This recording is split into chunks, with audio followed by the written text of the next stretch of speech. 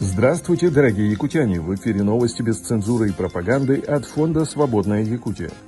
На площади Орджоникидзе в Якутске торжественным митингом и осохаем отметили 130-летие одного из основателей республики, писателя, ученого, основоположника якутской советской литературы Платона Аюнского. Напомним, в 1938 году его назвали врагом народа и посадили в тюрьму, где он умер от жестоких пыток. Место захоронения Аюнского до сих пор не найдено. Имя великого якутского политического деятеля было реабилитировано лишь в 1955 году. Центральный банк опубликовал доклад, из которого становится ясно, что вскоре в России снизится темп потребления. Произойдет это на фоне сокращения импорта и повышения процентных ставок, за счет которого в принципе и формируется внутренний спрос.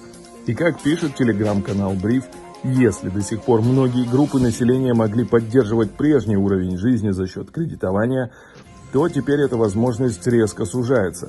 Тем временем Росстат уже фиксирует ускорение роста цен в ноябре. За первые 7 дней цены выросли на 0,37%, что является околорекордным инфляционным импульсом для этого времени года. В распоряжении фонда «Свободная Якутия» оказались записи закрытого совещания с участием членов правительства и руководителей муниципалитетов, на котором ставился вопрос о привлечении новых так называемых добровольцев из Республики Саха. Но, судя по тону, который задавали зампред Ольга Балабкина и главный военком Республики Авдонин, акт привлечения нового мяса на войну исключительно добровольно-принудительный.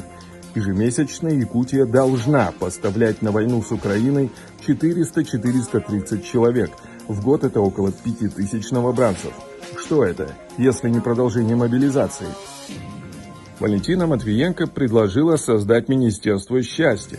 По ее словам, через новое ведомство должны будут проходить все законодательные инициативы.